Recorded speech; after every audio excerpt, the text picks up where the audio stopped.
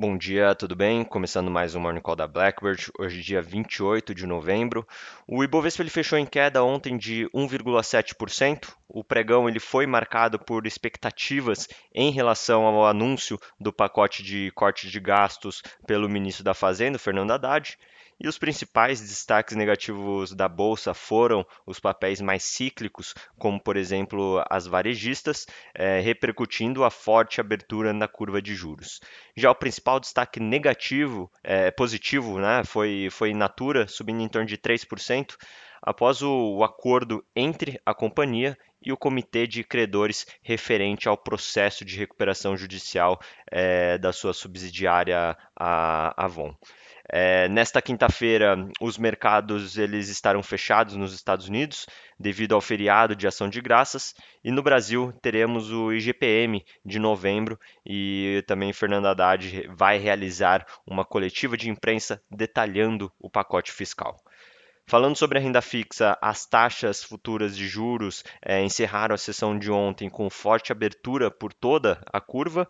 No Brasil, a sinalização favorável do governo em prol da isenção de IR para pessoas com salários de até 5 mil e a expectativa de cortes atenuados aumentaram a percepção de risco fiscal no país. E nos Estados Unidos, a alta de 0,4% numa comparação mensal nos gastos dos consumidores e a elevação de 0,3% no mensal no PCE geraram incerteza em relação ao cumprimento da meta de inflação de 2% do Fed. E aí, falando sobre os mercados globais, nesta quinta-feira, as bolsas nos Estados Unidos permanecem fechadas por conta do feriado de Ação de Graças.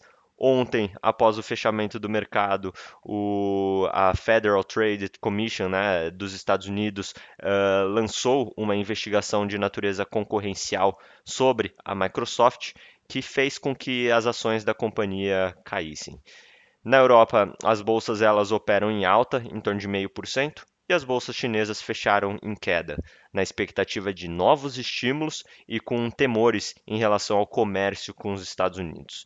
E aí, falando sobre economia, os dados do índice de preços das despesas do consumo pessoal, o PCE, mostraram uma inflação resiliente nos Estados Unidos. O indicador cheio acelerou de 2,1% em setembro para 2,3% em outubro, e o núcleo, que exclui itens mais voláteis, subiu de 2,7% para 2,8%. Os dados que a última milha, né, da convergência da inflação à meta de 2% está mais difícil, colocando uma incerteza nos cortes de juros futuros pelo Fed. E também nos Estados Unidos, dados de atividade econômica continuaram a mostrar uma economia aquecida, com alta do PIB e do consumo pessoal e queda dos pedidos de auxílio-desemprego. Aqui no Brasil, os dados do CAGED mostraram uma criação de 132,7 mil empregos líquidos, muito abaixo das expectativas do mercado, e apesar disso, continua-se a haver um mercado de trabalho forte, mas com uma desaceleração suave nos próximos meses.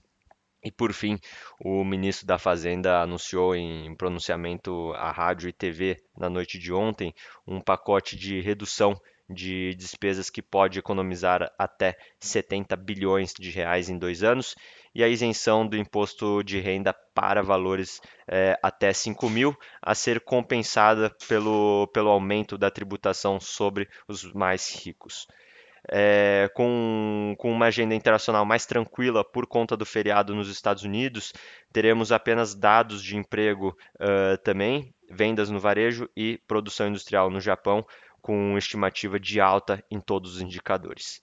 Bom, vamos ficando por aqui. Muito obrigado, bom dia.